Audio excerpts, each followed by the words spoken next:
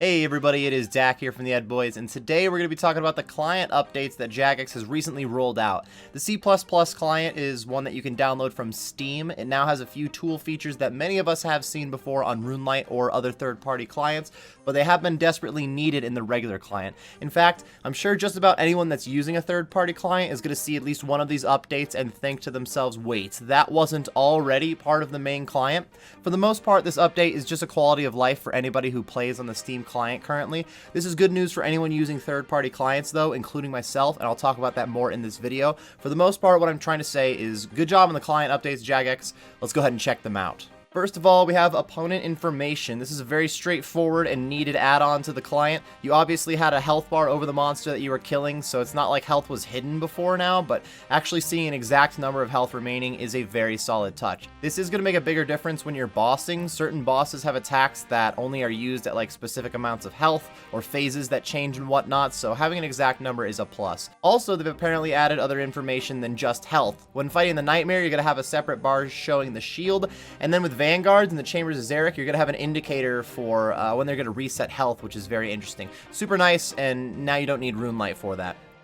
They have also added a buff bar, similar category to the opponent information. It's just more information on the screen that's generally helpful to have, in this case, information about you. When you sip a stamina potion, for instance, you're going to have a timer showing how long is left on that effect. It'll also work for level boosting things, like a super combat potion. You're going to see what your levels are boosted to, and if you use a divine potion, you'll get to see that timer. They also have added toggling options to turn these on and off as you please, which is always a good option. The boost information is very nice, as it's a little ridiculous to have to like open your skills tab to see what your boosts are. Not very hard to do, just ridiculous. Plus, having a timer on timed effects like staminas and divine potions is fantastic. It's much better than just having a warning when the potion is about to end, like an anti-fire potion, for instance. Sort of a smaller add-on with this one. Fishing spots are now going to indicate what fish you can catch from the spot without having to click on it first. It's not a very difficult thing to like right click on the spot and check it, but overall this is far more convenient and technically does save a little bit of time. Even if there's only one type of fish to catch wherever you're fishing, it's nice to have the spot highlighted instead of just looking for the bubbles. This also would be a big one to have on the mobile app. You can't hover your mouse over a fishing spot, so unless you're in one-tap mode, checking a fishing spot just takes longer than it should, so it would be kind of convenient if they were highlighted. For the fishing spot indicator, you do have options in your settings to either show all the spots that are around you at any time, or to just show spots that you have the gear to fish from currently. Tile markers might be the biggest update in the client so far. At least for this batch of updates, this is the one that I like the most. Tile markers can be used for many different situations and activities across the game. You can see them more often in bossing situations like raids, God Wars dungeons and whatnot, but even marking tiles for like where to place your traps or your cannon while you're doing Slayer, or like multi-lines in the wilderness, anything. There's a lot of places where you can use them. To mark a tile, you just have to hold shift and then right click. You're going to see a mark tile option. The same thing can be done to unmark the tile. At first I was going to complain that you only got one color option, not that that really mattered, I guess, but you actually don't. You get a whole variety of color options if you just go check your settings. They also stated that they are going to make some more changes to tile markers, or at least add some more stuff soon, so I'd like to see, I don't know, things like being able to have different tiles marked as a different color instead of just one overall color for every marker. The fact that they said they were going to add more to this makes me very interested.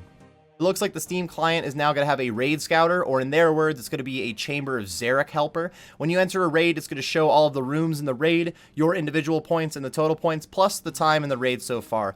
Just about anyone who is taking raids seriously already has these features thanks to RuneLite, but it doesn't make it a bad update. This makes basic Chambers of Xeric layout a lot more reasonable to use in my opinion. In other words, I think scouting raids in general isn't the best design. This at least gives default users a chance to scout without like memorizing the layouts and looking through raid maps just to see if they want to do the raid. That way they can spend more time actually raiding and having fun. Jagex has already brought up possibly changing the general mechanics for scouting raids in the past, so I'm not surprised that they at least gave raid scouting a tool in the client now. I'd be interested to see even more updates on exactly how scouting works for the Chambers of Xeric, but that is a different topic. Alright, this is the update that got me. I cannot believe we didn't have tooltips already. I had to go back and check the Java client just to see this with my own eyes. I was aware that tooltips didn't exist like when I first ever played the game, but I guess for whatever reason I thought this was a thing on the main client already. So tooltips are just that little hovering menu near whatever you're clicking on. Without that menu, you'd have to look up to the top left corner of the screen to see what option that you were clicking on. Similar to fishing spot indicators, this is not a huge deal, but it is nice. It would be huge if you could have tooltips on the mobile app in any way. Again, you can't really hover your mouse in the mobile app, so I guess they wouldn't really work well, but overall, having some way of being able to see your menu options without having to right click it'd be more convenient, I guess, when it comes to mobile life. The mouse over tooltips are toggleable, and the left top text option that is normally there is also toggleable. This is always the way to go, Jagex, when you're adding things, just making them toggleable. If you don't like the option, toggle it. If I say toggleable one more time, I don't know, like the video. They have also updated the chat a little bit. You can now turn on timestamps in the chat. This could be used not only to see how long that you accidentally ignored somebody's message, but it could even be used to keep track of timing for any in-game events, like how much time was in between a boss kill, for example. And in the blog, they said that your chat history would save for up to 15 minutes after you log out. If you log back in time, apparently your chat's supposed to be there. Here's me logging back in to no chat being there, so either I'm just a fool or they didn't actually add this. I don't know. Both options are still on the table, to be honest. They did add a couple of other minor features. Your health and special attack orbs now have a little circle around them to show when your next HP and special attack will be restored. You're now able to apply anti-drag in the settings, which anti-drag is very convenient. I am one who drags far too often. We have FPS control now, so you can choose between 15, 20, 30, or 60 FPS. You can keep your current combat style displayed on the screen without having to open the combat interface. I would put that on a similar level to having your boosted stats on the screen. It's more convenient if you don't have to open up a different menu just to view one little number and then close the menu again. In PvP zones, you can now see the level ranges of players you can attack. That's another one that I had no idea wasn't already in the main client. And the last couple are just little settings things that really don't change that much in-game. Overall, I am happy with Jagex rolling out some new client updates. I do use RuneLite, and I plan on still using RuneLite at the moment, but the more tools that they add to the C++ client, the more tempting it would be to use. There was an issue maybe a year, maybe 2 years ago, I don't remember how long now, but third-party clients had a problem where they were creating these really overpowered plugins, and they were pretty much just like a step away from being a bot client, and there was a scare for a bit that you could get banned using third-party clients because Jagex was